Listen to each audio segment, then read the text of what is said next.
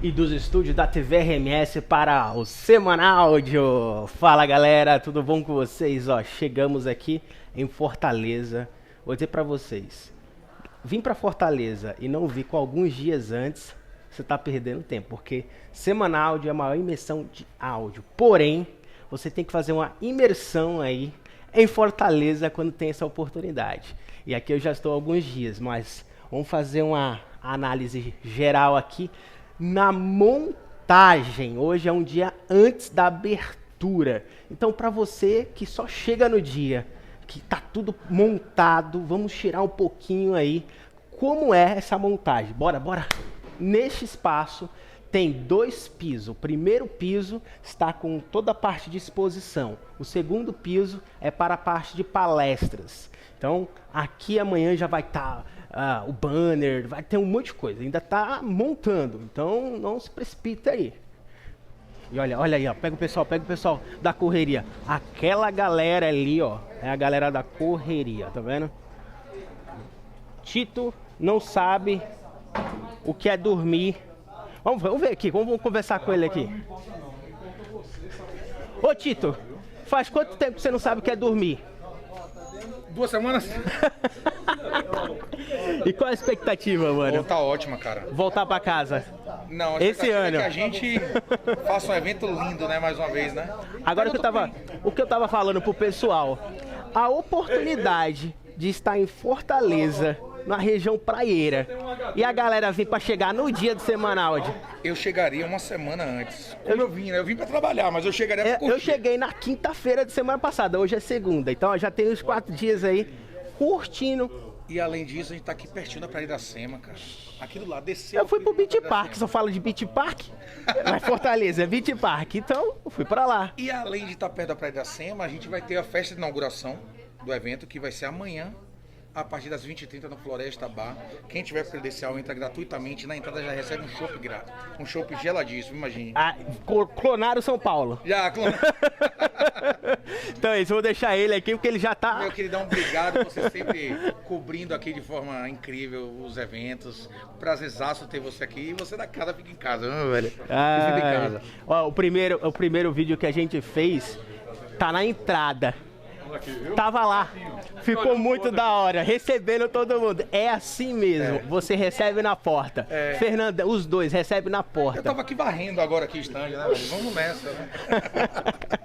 Valeu,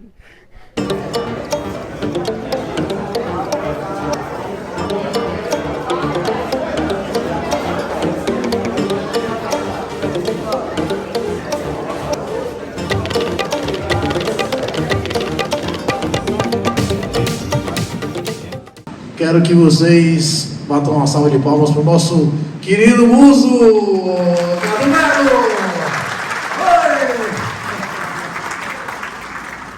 Segue que...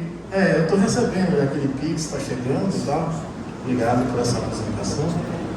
Cadê o réu, gente? Boa tarde.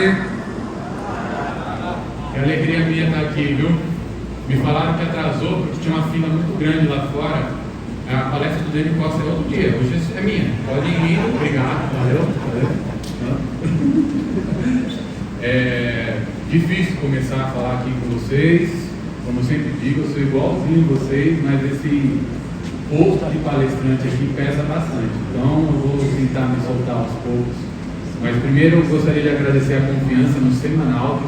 Vocês tenham apostado nesse momento incrível que é o Semanáudio, se inscreveram, viajaram, estão aqui. Em nome de todos que fazem o Semanáudio acontecer, obrigado pela presença de vocês. Eu acho que é um dos movimentos mais fortes que temos da nossa categoria, né? Que é muito carente disso. Então, essa união, essa troca de informação, estarmos juntos, aprendendo. E o melhor, né, o formato do Semanáudio, a gente não ensina, né? Eu vou falar como palestrante, não é um lance de ensinar ao próximo. O Semanáudio tem como seu DNA principal a troca de informação, né?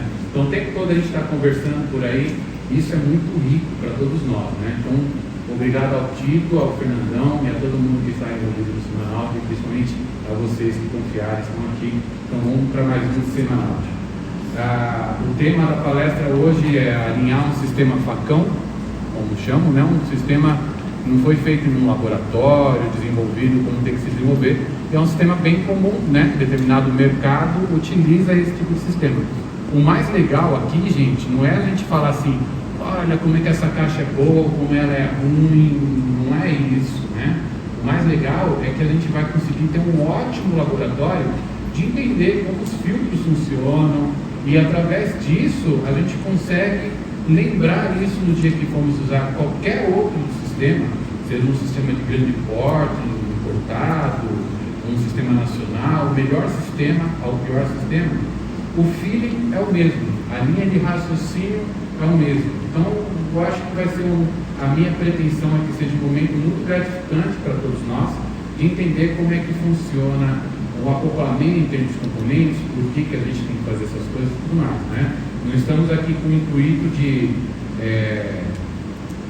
falar que facão não presta e que é isso e acabou, né? Os anjos te louvam, a igreja te adora, cantando aleluia, santo ao Senhor.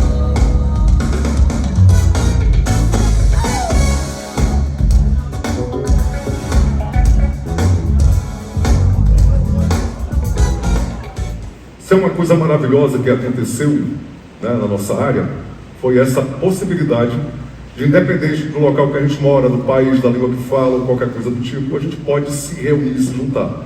E eu vi a publicação de um italiano, a coisa de uns 8 anos atrás, eu não sei se alguém se recorda, o nome do cara é Fedele de Marco, ele, na realidade, ele é um policeman, descobri muitos anos depois, mas que é um aficionado por áudio, publica muita coisa, tem conteúdos, tem uma página chamada Il Lato Oscuro della Fase, né? E lá publica muito conteúdo. Tem uma publicação no Facebook, não é essa gravura, porque eu tenho muito cuidado de replicar coisas para que não haja aquela história de copiou alguma coisa minha sem autorização, né? Mas era exatamente isso, o caminho da evolução. E a frase, pode colocar o próximo aí, Marcos, por favor. E o próximo, o cara vira de volta e diz, volta, que os caras compraram um analisador caríssimo de duplo canal e usam um RTA colorido para alinhar o sistema. Quer dizer, de onde que saiu isso? Né? A gente está vendo aqui que a gente tem colegas de todas as idades na plateia. Então, certamente, alguns alcançaram aquela época, que foi o primeiro dispositivo que foi disponibilizado para a gente alinhar sistemas, entre aspas, porque para nós chegou dessa maneira, mas não foi exatamente, não era talvez a vocação daquele dispositivo, que era um RTA. No começo, em resolução de oitava, a gente vê, né? Em oitava. É porque a gente escuta assim, ok. Então, era o que a gente tinha, depois apareceu de texto de oitava, e um dos mais famosos era um Gray, que tinha o espaçamento em textos de oitava, e a gente colocava um ruído rosa e passava ali algumas horas tentando deixar aqui flat, aquela curva de resposta reta, e ao cabo de algumas horas, quando a gente finalizava, finalmente conseguia, tem aqui uma coisinha ali esgarrando, mas a gente não consegue ir mais além. E aí, cara, desliga e põe uma música. Então, vamos desligar o processamento, vamos fazer como sempre. Ou seja, não funcionou bem, né? E o porquê disso? A gente vai tentar mostrar o funcionamento do analisador. Os analisadores, pode passar? Os analisadores baseados em FFT. Passa mais um, por favor, Marcos. E o que é a FFT? É a transformada rápida de Fourier. Isso, a partir da digitalização dos sinais, possibilitou a gente fazer muita coisa. E o que é a transformada rápida? A transformada rápida é uma rotina matemática, digamos assim. Eu não vou falar, vai sempre aparecer uma fórmula quando for necessário, mas é só para saber que existe a fórmula, tá? Mas a gente não vai abordar matematicamente, a gente vai abordar de uma maneira, digamos, com a linguagem mais compreensível em termos de discurso. Então, a transformada rápida de Fourier, ela permite que qualquer forma de onda no domínio do tempo, que é como vocês estão me escutando aqui, O tempo vai passando, eu vou pronunciando as palavras, isso vira variação de pressão e vai chegando numa espécie de timeline a membrana auditiva da gente, que por sua vez coloca em movimento uma série de ossículos, que por fim vai gerar uma reação elétrica que vai alimentar uma região da nossa cabeça, vai para uma segunda, na terceira a gente escuta como som. Então, isso é domínio do tempo. A gente escuta agora, nesse momento, o que a gente escuta está no domínio do tempo. Então, esse algoritmo, a rápida de Fourier, ela decompõe esse conteúdo e apresenta quais as frequências fazem parte do que a gente está escutando. Então, basicamente, é isso que a gente precisa entender que a transformada rápida de Fourier faz. Ela mostra o número de sinusoides completas que formam um sinal. A integral de análise extrai a informação de espectro de um sinal temporal que está no domínio do tempo. Isso é um pouquinho matemático, um pouquinho chato, mas é só para a gente saber que isso não foi um achado ao acaso. O que é que a transformada a realidade faz. Receber isso previamente para quando chega lá, já saber o que Sempre. E o que acontece? No caso específico do Mineirão, eu presto serviço pro Mineirão. Não presto serviço para as bandas, nem para os locadores, eu presto serviço pro Mineirão. Qual é o foco do meu trabalho com o Mineirão?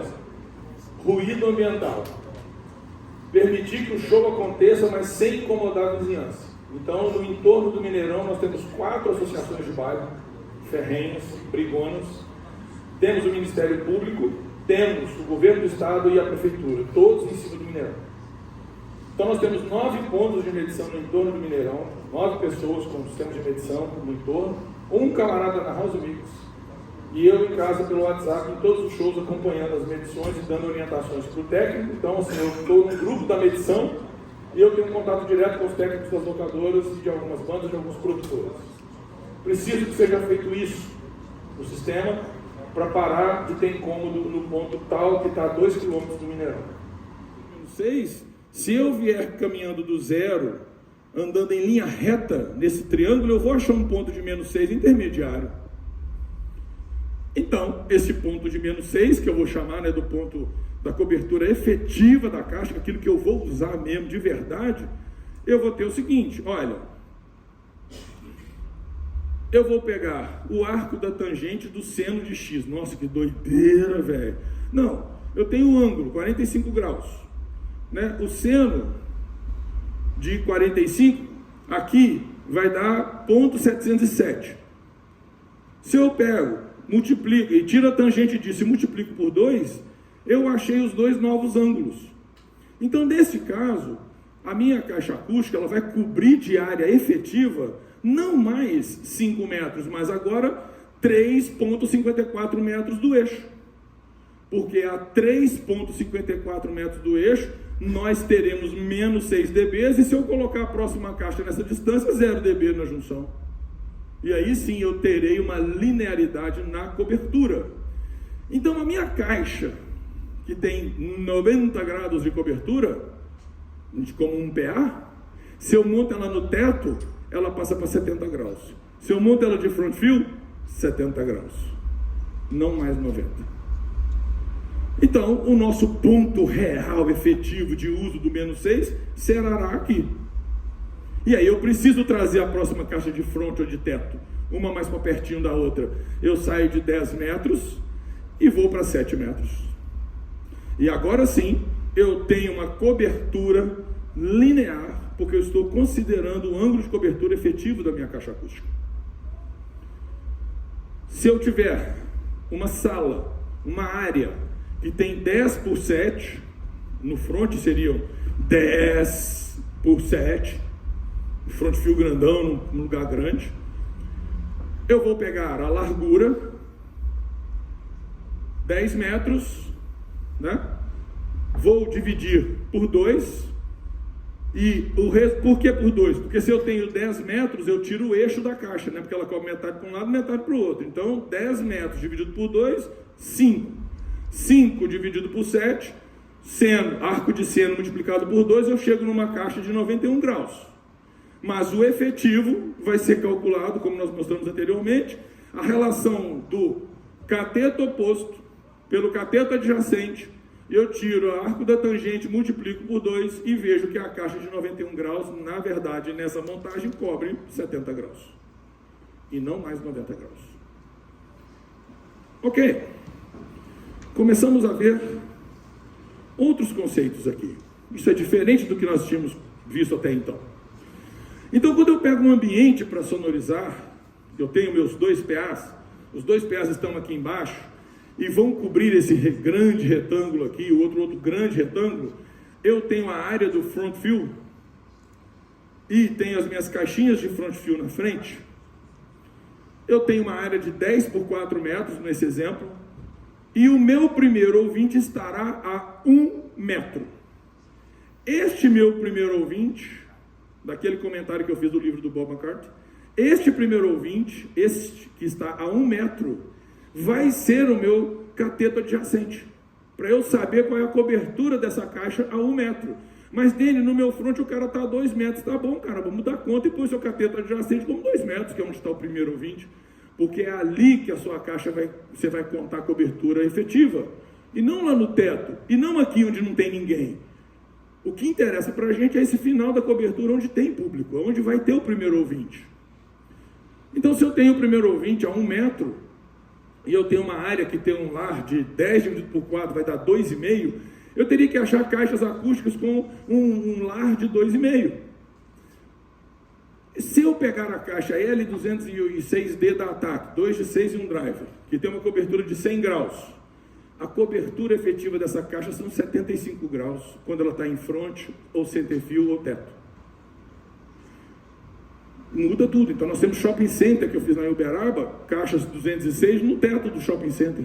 Toda de lado, montada de lado, porque a cobertura maior é nesse sentido, no corredor do shopping, e eu tive que usar esta cobertura para a distância que eu estava usando a caixa da altura do ouvido, que era 1,70 m, que são pessoas em pé caminhando no shopping, para ter linearidade na cobertura. Então, esta caixa passa a ter 75 graus de cobertura.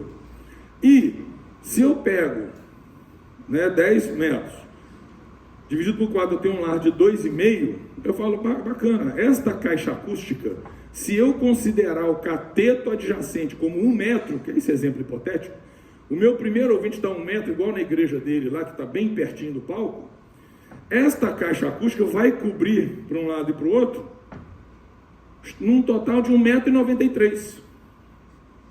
E não que a gente acharia que uma caixa de 45 graus cobriria, porque essa caixa deveria cobrir 2 metros, um pouco mais, mas ela vai cobrir 1,93 m. Então, eu pego o lar da caixa, dessa 206D, que ela tem um lar de 0,42, e o efetivo dessa caixa é 0,52. Porque ela, nessa montagem, ela é mais estreita para o ponto efetivo. Se eu monto o front fill em linha, como nós conversamos aqui, eu tenho linearidade para todo mundo que está na frente. Eu consigo colocar nesse 1 metro o mesmo som para todos. Microfone para o gatinho aqui, por favor. Então, veja, se eu estou considerando 1 metro, pega essa caixa que tem um lar efetivo ali, tem 0,52, e eu distribuo a quantidade correta de caixas, em qualquer cadeira que você sentar, não me interessa qual, o som será o mesmo. Ô tio, em algum momento, essa caixa vai chegar a 90 graus. Só que o PA já tem chegado. Ou que o PA não chegue, mas se eu tenho uma caixa que aqui, para o primeiro ouvinte, ingresso mais caro, eu fiz uma cobertura linear, o que acontecerá na segunda fileira? Eu já terei as 2 caixas cobrindo também. E na área de interseção elas estão em fase. Ou seja, quando os 90 chegar, não vai ser problema nenhum, porque já tem mais gente chegando junto com ele, né? Sim, mas você tem a outra... O cara pode estar no centro. Então, a pessoa que está na 4ª fileira, talvez ele esteja recebendo o som de 3 caixas de front. A do meio que está perto dele, as outras que estão... Porque ele está numa posição que está pegando pelo menos 2 caixas. Talvez quem vai sentir mais esses 90 graus seja os extremos, né? Porque aí é onde não tem ninguém sentado. Por exemplo, aqui, isso aqui não vale nada, essa merda aqui. Então essa merda aqui, por exemplo, talvez não signifique nada para mim. Eu não ponho o som nele, no Rafinha. Perdão, gatinho. Então, onde não tem gente, fosse, né? Porque não tem gente. Não, mas nesse caso aqui especificamente, Seguramente alguém aqui atrás ia receber essa cobertura dos 90 graus da caixa, onde as altas estão a menos 6 dB. Sim, e provavelmente o PA já estaria na zona de transição. É justamente aí onde estava... Qual é a ideia? Na hora que você coloca o microfone no ambiente, você tem um som muito parecido. Como eu fiz ali, ó, eu espalhei microfones em vários lugares ali do front, não somente no front. Eu tenho um microfone verde na interseção da cobertura da última caixa com o PA. E não tem gente aqui a princípio, porque essa área onde está o PA não tem gente a princípio. Mas se tiver, nós temos o mesmo som nesse microfone verde que eu tenho nos microfones que estão na frente das caixas e no outro que está na interseção do outro lado. Todos têm uma resposta similar. Eu não tenho uma lá em cima, outra lá embaixo. Eu tenho uma linearidade no front field em linha. Se o meu front field for estéreo, agora eu desliguei essas caixas e coloquei L e R nessa distância de 10 metros e estou usando duas caixas dessas de cada lado, duas caixinhas empilhadas de um lado e duas do outro viradas em estéreo, eu vejo que a soma de L mais R me traz uma linearidade em todo mundo, porque eu tenho uma variação de nível quando eu começo a ter problema de fase, onde eu poderia ter problema de fase, o nível de uma é muito mais alto do que o da outra, diminui a eficiência do cancelamento, e onde elas têm o mesmo nível, está no centro, está em fase, ou bem próximo da fase. Se eu escuto o sinal estéreo, totalmente estéreo, o que eu observo só de um lado, se eu ligar só um lado e desligar o outro, que a resposta é linear e é 6 dB mais baixo. Se eu desligar um lado, eu vejo que só de um lado vai ficar mais baixo, obviamente, nos outros microfones. Então, no microfone que está perto fica linear e no que está longe fica mais baixo. Só vai ser completado quando eu ligar o outro lado para chegar som desse lado. Então, se eu tenho menos energia, eu tenho menos problemas com as interações. Menos problemas com a face. Então, se eu pego a relação de ângulo radial de uma caixa, estamos analisando o lar. Tá? Esse aspecto lateral das caixas na montagem de teto, front field, center field. Uma caixa que tem 360 graus, um subwoofer, por exemplo, o efetivo dele são 120 graus. Que eu vou usar de mesma área, de mesma energia. Então, num subwoofer, mas o sub não é omni? Sim, o subwoofer é omni, mas a gente poder fazer cálculos de cobertura 120 graus. Porque você vai ter o próximo sub. E aí, se eu tiver uma caixa acústica com 100 graus de cobertura, como nós acabamos de falar, essa caixa de 100 cai para 75 útil. 75% da eficiência, e ela passa a ter um lar de 1.6. Cada caixa vai ter seu lar. E na hora que eu pegar aqui a área de cobertura, que eu vou ter o lar que eu precisar, um abraço. Eu vi que 10 dividido por 4 deu um lar de 2.5. Uau! 2.5? Por que está dando quase 360 graus? Porque se eu quiser cobrir 10 por 4, eu preciso colocar um front central que seja omnidirecional, para ter som nessa área toda de 10 por 4. Mas eu vou usar 5 caixas.